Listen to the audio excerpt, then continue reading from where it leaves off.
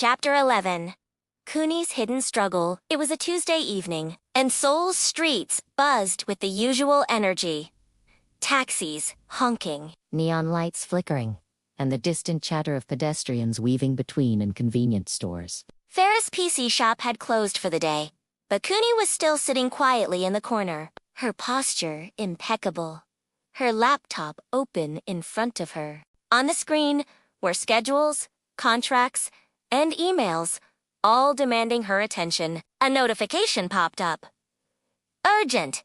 Attendance required at agency. Meeting 6 p.m. Kyuni's fingers hovered over the keyboard, tension threading through her elegant hands. She took a deep breath, smoothing her hair, her composed exterior unshaken, as though this was a normal evening. But the subtle tremor in her fingers betrayed her. She had spent years building the image expected of her. Polished, poised, untouchable, ambassador, face of Gia Entertainment. The person everyone assumed had it all. But beneath the perfection lay cracks, slowly widening. Earlier that day, the agency had called her into a meeting. The room smelled of cold coffee and corporate sterility. Kyuni, her manager began, voice clipped. Your social appearances have been lacking. Fans expect perfection. Your behavior must reflect the company's image. We cannot tolerate anything less. Kyuni nodded, keeping her voice calm. I understand, but understand this, the manager continued, leaning forward. Any slip-ups, any sign of weakness will reflect badly on you and the agency.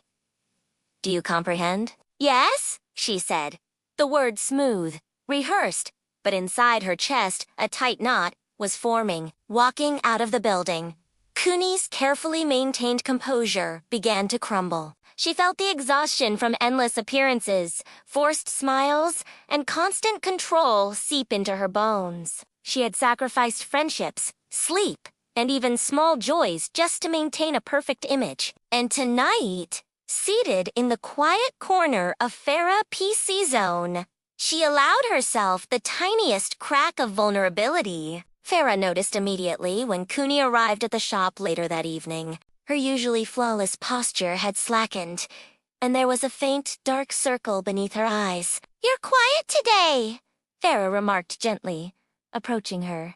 Kyuni forced a polite smile. Just a long day. Farah slid into the seat opposite her. Do you want to talk about it?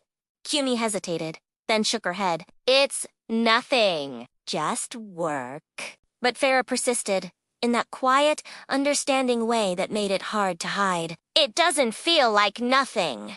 Kyuni sighed. The first real exhale she'd allowed herself in months. The agency. They control everything. My schedule, my image, even my words. If I make one mistake, it's a scandal waiting to happen. I'm constantly walking on a tightrope, and one wrong step, everything collapses. Farah nodded solemnly. That sounds exhausting. No wonder you feel so worn out. Kyuni's eyes met hers, vulnerability shining through the carefully maintained mask. I've learned to hide it. Always smiling, always poised. But sometimes, I feel like I'm disappearing behind it. Like the person they want me to be isn't me at all. Farah reached across the table, placing a hand over Kyuni's. You're not disappearing. You just haven't let anyone see the real you. And you can trust us. We see you, not the image. Kyuni's shoulders sagged in relief. Thank you. It's hard to let anyone in. Farah smiled softly. That's why you have a corner here. You can be yourself. No scripts, no cameras, just Kyuni. For the first time in months, Kyuni allowed herself a small, genuine smile.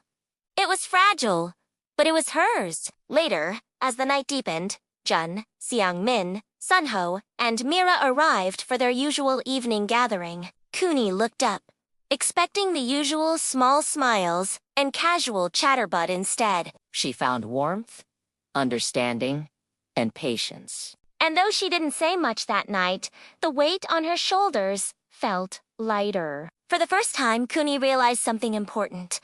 Even in a world where image and perfection were demanded, friendship could offer something more valuable than fame or recognition. Authenticity. Farah's PC shop, once just a workplace, had become a sanctuary. And tonight, Kyuni finally felt that maybe, just maybe, she didn't have to carry her struggle alone.